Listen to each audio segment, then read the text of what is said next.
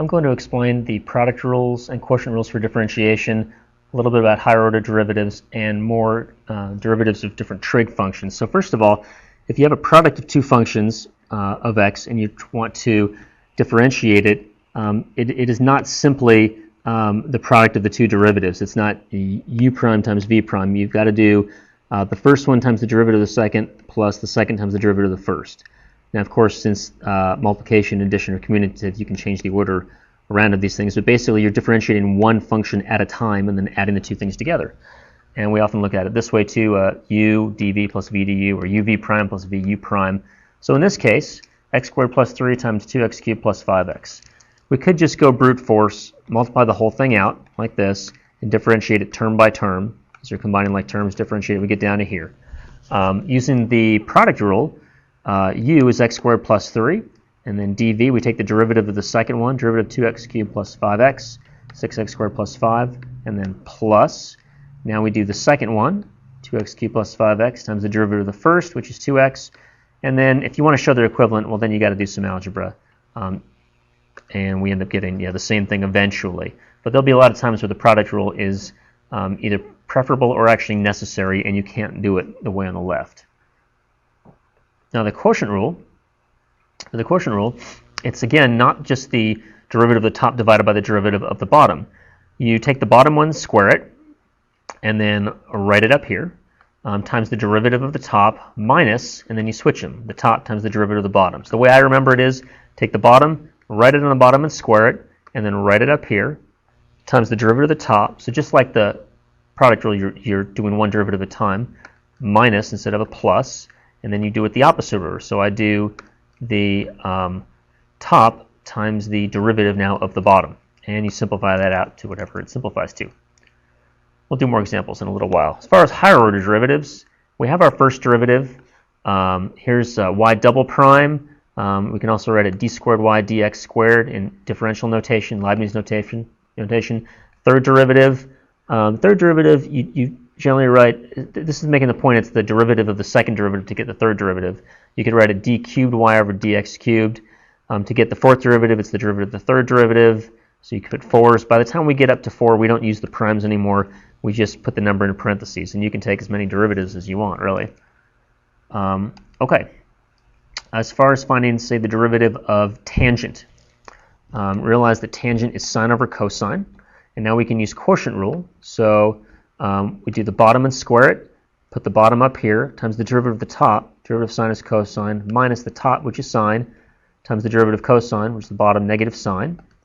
And then I can rewrite the top as cosine squared minus a plus sine squared. Of course, the numerator is 1, and that just becomes secant squared. And so we see the derivative of tangent is secant squared.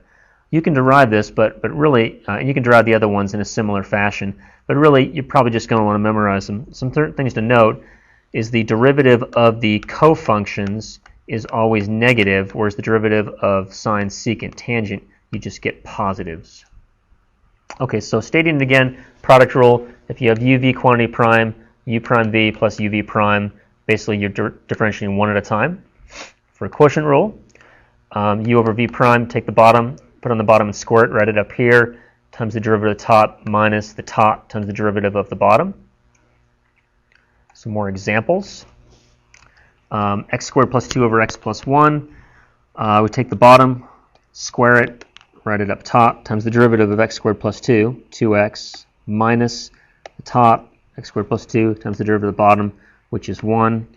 And we distribute some things up here, and we're able to simplify it and get it to this. This one down here is a product, so it will require a product rule. And so we take derivative of the first one times the second, plus the first one times the derivative of the second, and simplify that accordingly.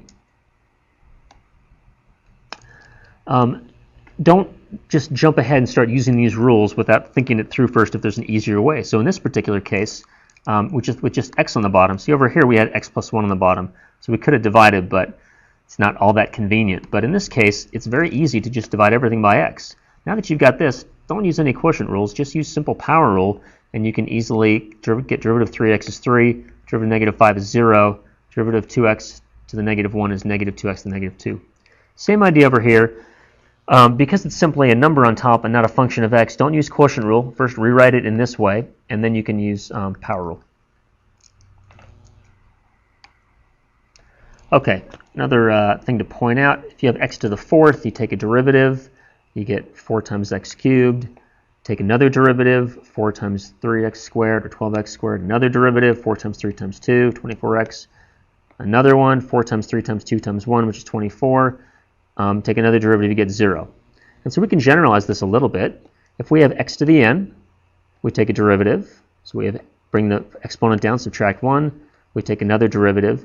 Now if you notice the pattern here, that we started with x to the fourth, we ended up with 4 times 3 times 2 times 1. And so what's happening is we take a third derivative, n minus 1, n minus 2, x to the n minus 3. We look at this pattern and we realize that the nth derivative of x to the n is simply n factorial, just as the fourth derivative of x to the fourth was 4 factorial, because each time you're bringing down one more number. And note that if we take one more derivative, because n factorial is a constant, we get 0. So the n plus first derivative of x to the n will be 0, and the nth derivative was n factorial.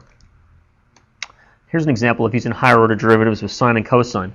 If you start with f of x equals sine x, then first derivative is cosine, derivative of cosine is negative sine. F triple prime then will be negative cosine because we've got negative times the derivative of sine, which is cosine. And then the fourth derivative, well, derivative of cosine is negative sine, so negative, negative gives us positive sine. And you see we have a cycle here of 4, and then we get cosine again. So that means sine and cosine both go in cycles of 4, just in the sort of the same way we had powers of I in Algebra 2. And so if you want to find the 173rd derivative of sine, because it goes in cycles of 4, the 173rd derivative is equivalent to the first derivative, because 172 is a multiple of 4. So we can just basically shave off 172 derivatives, and so we get cosine. So the 173rd derivative of sine is cosine. Now if we let g of x equal cosine, we can find the 277th derivative of cosine divided by the 30th derivative of sine. So again, we shave off multiples of 4, and so 276 is divisible by 4, so we subtract that and we get 1. And 36 is divisible by 4, we subtract that and we get 2 derivatives left over. So derivative of cosine is negative sine, second derivative of sine is negative sine, and you're just getting 1. And one more extension of the product rule. Let's say you have 3 functions, derivative of that. Well, we can first separate it into uv times w, so we'll do product rule with these. So first times the derivative of the second plus derivative of the first times the second. Well, now we need to use product rule again in here. So here we've got uvw prime. So I rewrote this without the parentheses, plus, now this is going to require product rule, so I've got uv prime plus u prime v, and then I can distribute all of this. So this stays the same. I distribute w with these terms. And finally, if I just reorder it a little bit, what I see is that basically I'm taking a derivative of one at a time. So u prime vw, u v prime w, u v w prime. So one derivative at a time, and I just add them all up.